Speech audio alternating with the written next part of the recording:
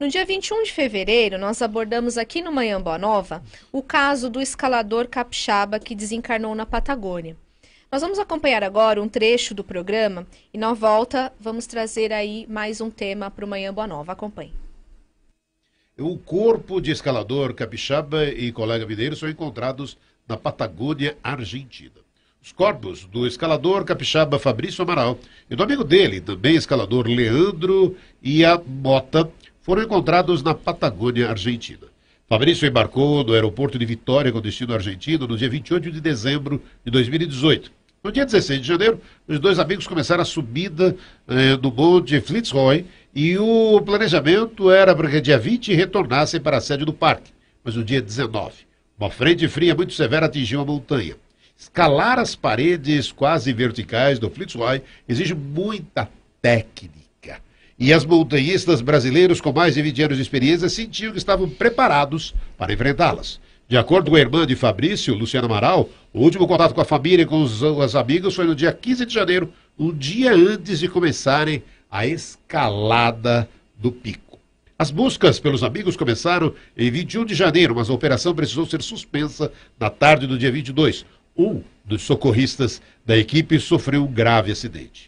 O Fitzroy é uma das montanhas mais perigosas do mundo. Montanhistas contam que acontecem mudanças repentinas de tempo e as temperaturas baixam rapidamente para cerca de menos 15 graus centígrados, com ventos de até 140 quilômetros por hora. Foi também o que tornou mais difícil e demorada a retomada das buscas. Desde o acidente com o socorrista em 22 de janeiro, o tempo piorou e as buscas só foram retomadas no dia 2 de fevereiro, quando os corpos foram localizados pela equipe de resgate. E aí, a pergunta, para que a gente possa começar esse nosso bate-papo aqui do Manhã Boa Nova, como fica o espírito de alguém que desencarna em situações extremas, como escalar montanhas perigosas, Edson? Essa resposta ela não é simples, né, Damião? A gente tem que estudar essa questão do desencarne, entendendo de que forma que cada um desencarna, os apegos que essa pessoa tem ou não, o nível de entendimento que ela possa ter no momento que desencarnou. Então, para isso, existe um estudo lá, né, da alma após a morte, lá no Livro dos Espíritos, que é muito interessante. Aliás, eu tenho uma palestra sobre isso, né? E se eu morrer amanhã? Como é que fica? Então, falar de como é que fica vai ser complicado, porque você pode ter, por exemplo, os dois desencarnando juntos ali, ou até mesmo em momentos diferentes, mas juntos. E cada um deles tem uma adaptação ao plano espiritual de forma diferente. Porque vai depender muito de cada um, né? Das suas crenças, do seu preparo, dos seus desafios, o que os levou a fazer isso, e por aí afora, né? E aí é cada um, né, Damião? Então falar assim exatamente, aconteceu isso, ou vai acontecer isso, é meio arriscado. Aí um trecho do programa do dia 21 de fevereiro, aqui do Manhã Boa Nova, teve a apresentação do José Damião, os comentários do Edson Figueiredo. E o Espiritismo é uma doutrina consoladora para muitas pessoas, né? Para quem é da religião, a vida continua após a morte física por meio da reencarnação. É na doutrina que Fernando Gomes de Souza, de 71 anos, pai de Fabrício Amaral, que é isso que a gente estava falando, encontra o conforto. Fernando tem 3 filhos vivos, Fernando Júnior, Luciana e Fernanda, e um outro que faleceu bebê aos 4 anos de idade, Luciano, que era irmão gêmeo do Fabrício, o alpinista cachoeirense recentemente morto. Fabrício e o amigo Leandro Lanota, conhecido como Mr. Bean, morreram ao tentar subir um monte Fitzroy, a montanha na Patagônia, Argentina, em janeiro. Vítima de 2 tragédias familiares, uma acontecida há 38 anos e outra há pouco mais de um mês, ele tem uma maneira muito peculiar de lidar com os fatos tão adversos. A respeito do passamento do filho Luciano, ainda criança, Fernando, que não acredita na morte da forma convencional e chama esse processo de desencarnação, ou seja, que a morte é apenas o desligamento do espírito do corpo material. Ele é categórico e diz, ele ainda está vivo, porque a alma é eterna. O que perece é apenas o corpo físico, que é um instrumento maravilhoso que nos é dado com a finalidade de evoluir. Sobre a morte de Fabrício, ele diz que naturalmente a família ficou em choque, porque ele já escalava esse mesmo local pela 4ª vez. Também complementa. Dessa vez ele queria chegar ao cume. Nas outras vezes ele encontrou obstáculos e precisou abortar a missão. Na sua opinião, hein, Edson, o conforto e o consolo são as principais características do espiritismo? Até linkando com o caso de Suzano. Se for para quem busca a resposta para as perdas, sim. Só que o espiritismo é mais do que isso. Né? O espiritismo ele pode consolar e explicar coisas para quem está buscando em função de perdas. Mas, na verdade, o espiritismo é para você se libertar. Né? São informações maravilhosas trazidas pelos espíritos para fazer você se libertar de crenças, de acreditar que o Deus é punitivo, que é um Deus que condena, que te julga, que te castiga, né? Que te explica a razão de você estar vivendo, para onde você vai, de onde você veio, para onde você vai, te recoloca em termos de organização no mundo, faz você enxergar o mundo de maneira onde você, entendendo que você é o espírito, né? O que eu posso tirar do mundo que vá favorecer o meu espírito? Acreditando que você vai dar uma sequência nisso, tá certo? Que a vida vai continuar depois. Você veio para cá, para aprendizados, e aí você volta carregando essa bagagem de novos aprendizados. Então vai te desprender de fato das coisas do mundo. Você passa a ser usufrutuário, quer dizer, você entende que aquilo ali é momentâneo, então você não se aferra, você não vai ficar viciado em coisas, porque você sabe que isso você não vai levar para o outro lado. Ou seja, a doutrina ela é mais do que só consolar. Mas ela atende a esse quesito de consolar quem realmente busca essa informação, né? Ou busca... a palavra é essa mesmo, né? Consolo em função da perda, tá certo? Se confortar diante de um fato, isso, como que o pai do alpinista disse aqui, né? Só que é mais do que isso. A partir do momento que você encontrou conforto, agora você começa a buscar, então, outro tipo de informação, né? Outro tipo de entendimento para as coisas, que é o caso do pai. Eu acho que, pelo que você leu na matéria, inclusive, ele deve ter ido buscar isso quando perdeu o filho lá, o irmão bebê, gêmeo, né? Aos 4 anos de idade, não é isso? Sim, era bebê, faleceu o bebê. E era aos gêmeos, 4 né? anos. Então, pelo que eu entendi, ele foi buscar esse consolo lá. E aí isso trouxe para ele uma compreensão, tanto que ele fala que ele não acredita na morte. Né? É interessantíssimo o depoimento dele. Eu achei muito interessante. Também. Então, esse consolo lá ajudou a ter a base para entender essa outra morte do filho agora, né? Exatamente. Depois desse período. É mesmo. Mas, de novo, o espiritismo é mais do que consolar. É Mais informar. Dario? Consolar, informar, aprendizado, entender a lei de ação e reação, né? Então, o Espiritismo nos dá a condição de conduzirmos a nossa vida da melhor maneira possível. Nas obras básicas, nós temos ali todas as orientações e exemplos. Então, cabe a cada um de nós darmos o seguimento na vida, na nossa vida cotidiana, com o nosso livre-arbítrio.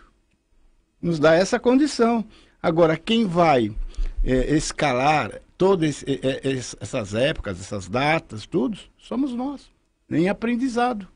Então, o Espiritismo como é nosso consolador. Sim, sim. Então, cabe a nós entendermos aprendizado, escola, ir no centro, tomar os nossos passes, assistirmos às palestras para entender. Quem sabe até se esse pai, como disse o Edson ali, ele já não foi preparado lá atrás, quando faleceu o primeiro filho, para entender e compreender lá na frente a perda do outro filho. O apoio psicológico pode ajudar as famílias a lidarem com esse momento do luto, Dario, até com as famílias desses jovens, né, que desencarnaram em Suzano?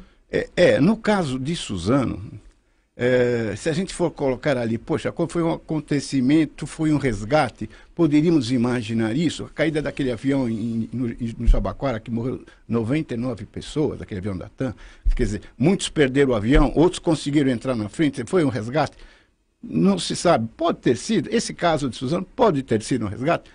Não sei, fica aí a dúvida. Dentro do entendimento do Espiritismo, a gente começa a ver algumas variantes. Agora, para essas famílias, eu entendo o seguinte, que nós, como espíritos, como espíritas, nós entendemos que nós temos que, quando encarnamos, nós temos que determinar um tempo a cumprir na nossa fase, na nossa estadia aqui na Terra, né? Então, essas famílias, elas deveriam sim, logicamente, se ligar a Deus, ligar a Jesus, ir nas suas igrejas, seja ela qual for, buscar o consolo numa casa espírita, para que elas possam entender a partida desses filhos, por 13, 14, 15 anos, que tenho 2 filhos, me acompanhei todo o crescimento deles. Eu sei que é difícil. Perdi um sobrinho, garoto fantástico, gênio, aos 18 anos. Do nada teve uma trombose na perna, foi para o hospital, passou pelos melhores hospitais, no fim acabou falecendo, né? Mas eu entendia que ele era diferente. O Daniel, que é meu sobrinho, ele era diferente. Porque ele tinha uma visão, para ele era tudo bom, tudo legal. Quer dizer, será que não é um espírito evoluído que já veio para complementar a sua fase de encarnação aqui na Terra? Cumpriu sua missão. Cumpriu né? a sua missão. Esses garotos, será que não seria? Então a gente tem que buscar esse entendimento aonde? Com Deus, com Jesus. Cada família nas suas religiões, podendo entender e interpretar a partida desses filhos, às vezes o porquê. É difícil, não é fácil, né? Eu sei que é muito difícil, porque eu via meus irmãos, no caso desse meu sobrinho, não é fácil. Mas o Espiritismo, eu entendo que é a única religião no mundo que dá esse consolador aos pais, dá esse entendimento que as outras religiões não têm. Então, graças a Deus que nós somos espíritos, porque nós podemos ajudar, podemos explicar, buscar a conscientização, mas para que quem tem que realmente entender, interpretar, são os pais. E ali está ali, o filho partiu, como diz o pai do Fabrício, poxa, ele não morreu, ele vai renascer numa outra dimensão, porque o espírito nós sabemos que não morre. Exato. Ele muda de sintonia. Edson? Então, na verdade, o Dario... Dario ou Dário? O correto é Dario, porque não colocaram acento no ar. Tá, então, perdão. Esqueceram. Eu estou te chamando Dario. Perdão. O Dario complementou bem. Na verdade, a doutrina, dentro daquilo que a gente já vinha falando da questão do consolo, ela é consoladora. Mas se as pessoas não são espíritas e elas têm as suas crenças, né, elas busquem amparo nas crenças, Sim. se possível também busquem um apoio psicológico. Que eu acredito que a prefeitura lá de Suzano deve providenciar isso, né? Sim, Esse tipo sim. de apoio psicológico para as pessoas, tá certo? Porque são momentos de grandes questionamentos, né? Por que isso aconteceu? Por que com meu filho, por que não com o outro? O outro é privilegiado. Isso, o outro- quer dizer, o outro, né? Então, a gente entende, conhecendo a doutrina, que não existe o aleatório, né? Não existe o que estava errado, o lugar errado, na hora errada, quer dizer. Aconteceu porque tinha que acontecer, tá certo? Era o momento, né? Então, mas as pessoas vão passar por esse tipo de questionamento. Sim. Porque não é fácil. Não é. E eu fico imaginando também a situação das mães e dos pais desses meninos que fizeram essas atrocidades. Quer dizer, Exatamente. outros também que vão carregar uma carga Agora para o resto das suas vidas. violentíssima, né? Exatamente. Vão precisar de ajuda mesmo. Muita ajuda.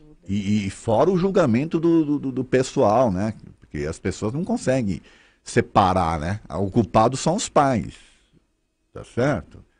Como se o espírito não tivesse ele mesmo, né? Condições de fazer as coisas, né? Os pais, eles influenciam a educação dos filhos até um determinado período. A partir dali, É com ele. né, é com ele, tá certo? Então, tudo isso tem que ser visto. Eu acho que apoio psicológico é de extrema importância para todos, não só para quem perdeu, mas também para os pais dos que fizeram essas atrocidades aí, A né? Casa Espírita pode ajudar também, né? Com Edson? certeza, com certeza. O que significa aí o luto para a doutrina espírita? Hein? O luto, na verdade, ele é um momento de reflexão, como eu estava falando aqui, né?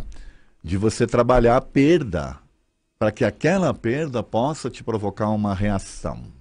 Não para você ficar eternamente preso à dor, ao sofrimento e tal. A doutrina vem ajudar nesse aspecto, né? Ao explicar que a perda faz parte de um processo de desenvolvimento, e que na verdade não existe a palavra perda, o que existe é transformação. Você sai de um estado para outro, né? E que há uma continuidade. A partir do momento que você tem essa compreensão, você vai curtir o luto por um determinado período. Porque se você ficar eternamente em luto, porque tem pessoas aí que ficam e Anos ficam e anos. chorando, os entes queridos, e todo ano, e vai, Acaba e não se desfaz, atrapalhando, não né? se desfaz, por exemplo, das coisas da É pessoa, mesmo. mantém o quarto como estava, mantém... Olha, a lembrança das pessoas, ela pode ser uma lembrança positiva, como pode ser negativa. Tudo vai depender do grau de intensidade que você quer dar para aquele teu sofrer, né? Então tem pessoas que acham que o fato delas sofrerem bastante já vai garantir para elas um espaço melhor. Quando na verdade não é isso, né? O sofrimento vem para te despertar, não para te manter na dor. Exatamente. Então o luto é válido, porém por um período. Certo. Boa nova. O Eduardo de São Paulo, participando aqui conosco, nosso ouvinte, né? Bom dia. Dúvida. Em relação ao ocorrido ontem em Suzano, infelizmente fico com uma grande dúvida. Será que isso é um resgate? Ou foi criado um novo karma? Porque o suicídio não está vinculado em nenhum resgate, não está dentro das leis de Deus, Edson. Primeira coisa, chamar de resgate é algo que precisa de um pouco mais de compreensão, tá? Karma é uma palavra que não existe no Espiritismo. Pelo menos na base, na doutrina espírita de Kardec, não existe palavra karma. A gente precisa ter uma compreensão sobre isso. É lei de causa e efeito, tá certo? Então, é assim, a gente está interpretando a morte como se fosse o fim de tudo, como se fosse castigo, como se fosse algo ruim, quando na verdade é algo que acontece. Todo mundo vai morrer. Tudo bem, aí nesse caso morreram de uma forma trágica, né? Mas todo mundo vai morrer um dia. A forma como isso vai acontecer vai depender, né? Então a gente não pode ir por esse lado sabe, da coisa trágica, né? Da coisa de castigo. É aquilo que eu falei anteriormente, a doutrina espírita é mais do que consolar, ela é libertar. Quando você estuda a doutrina espírita, você se liberta desses conceitos e dessas crenças enraizadas de castigos, de punição, de resgate. Conhece a verdade, né? Na verdade, nós estamos aqui todos num processo de desenvolvimento. O espírito escolhe antes. Pode ter certeza que esses jovens aí, que desencarnaram, ó, o termo desencarnaram, não é morreram, desencarnaram. Estes jovens aí, eles praticamente se programaram com isso antes de nascer. Tem pessoas que acham isso um absurdo, mas leiam, entendam o que é a doutrina. No Livro dos Espíritos tem um capítulo inteirinho falando da escolha das provas. Ou seja, o espírito exercitando o seu livre-arbítrio lá no plano espiritual, de posse de uma capacidade intelectiva, de um nível da sua consciência espiritual plena, ele vai escolher o que ele vai vivenciar, que seja bom para ele, como espírito, não materialmente falando. Então, não acredite em resgate, não acredite em castigo, não acredite em karma, e aprenda a entender que karma não existe no Espiritismo. Edson, poderia ser uma programação que Sim. foi colocada lá atrás, quando eles estavam na fila da reencarnação. Se programaram. Se programaram. Então é aquela velha história, é aleatório. Quem é que vai morrer hoje aqui? Deixa eu ver, vamos pôr essa turma aqui. Não é assim que funciona. Tá certo?